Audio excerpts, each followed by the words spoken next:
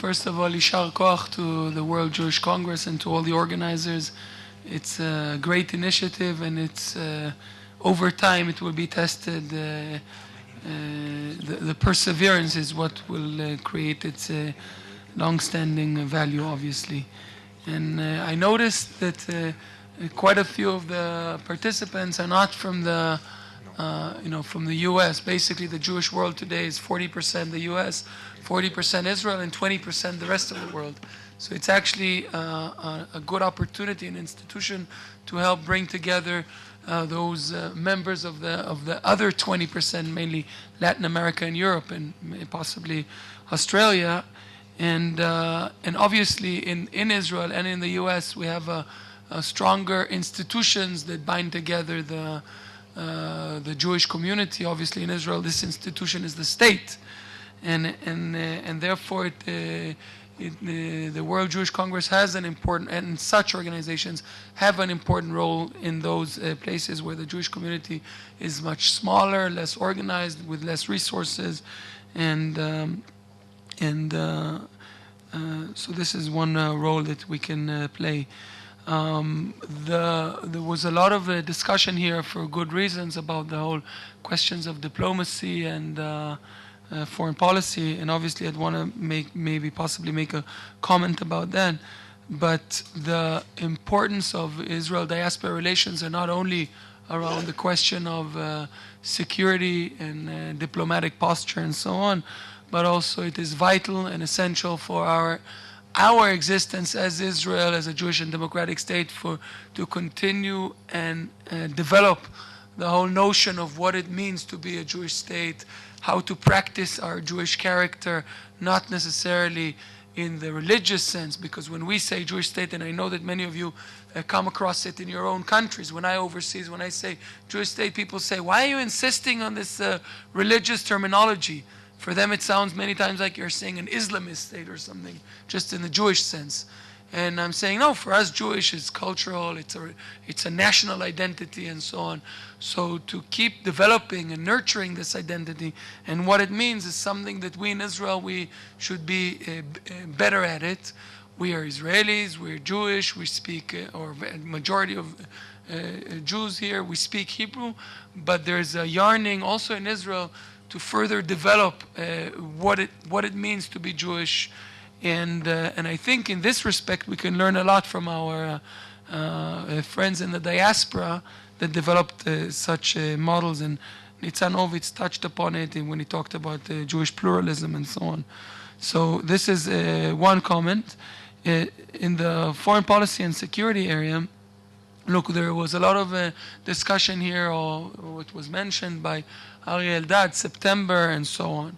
So the question is, what is September, that I thought of relating to, and I very much agree with what you said. We're not, we should engage in dialogue and definitely not see our Jewish friends overseas as foot soldiers of Israel, because, you know, again, the question is, what is Israel?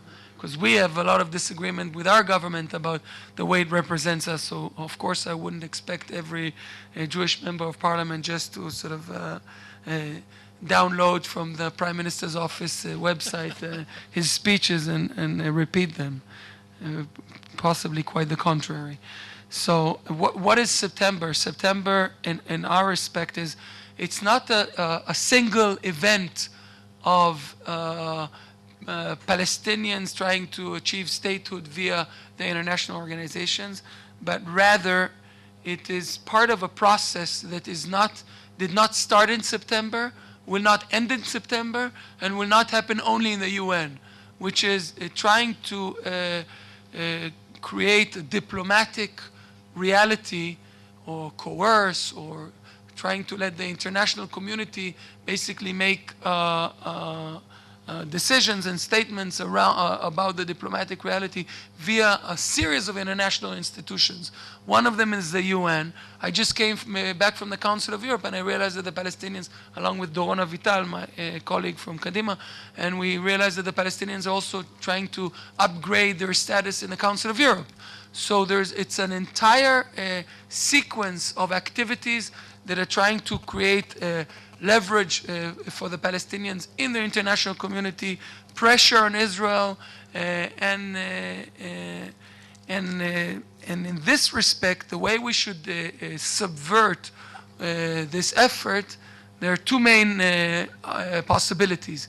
One is obviously to allow the diplomatic process to pursue in a credible way, mainly with via dialogue, not only with the Palestinians, but with our main allies, the European Union, of course, the U.S. administration. That will basically subvert and render it the whole process meaningless. Any credible continuation of the diplomatic bilateral process between us and the Palestinians. And secondly, we can also negotiate with our allies the text of the September decision. And some September decisions should not be vetoed by neither by the U.S. and should possibly also be supported by Israel. For example, some of us say that maybe in our march towards a final status solution, we can move forward via various interim steps. For example, the roadmap defined that stage B of the roadmap is Palestinian state with provisional borders.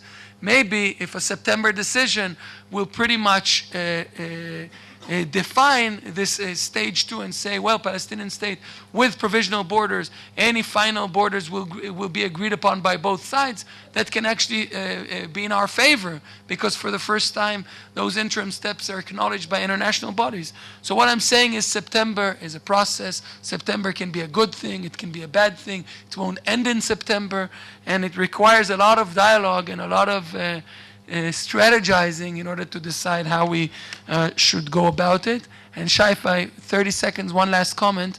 The regional changes are in some respect also putting us in a better position, because the human rights discourse and international law and all of that, which are great things that have developed in the international community post-World War II, have been over the past decade or two used against Israel as part of the delegitimization process, part of delegitimizing our right to defend ourselves using all of the human rights discourse, which is started as a good thing. Now, given the changes in the region, the ability to portray Israel, when you talk about the Middle East, as the single most significant violator of human rights, it's almost it's ludicrous.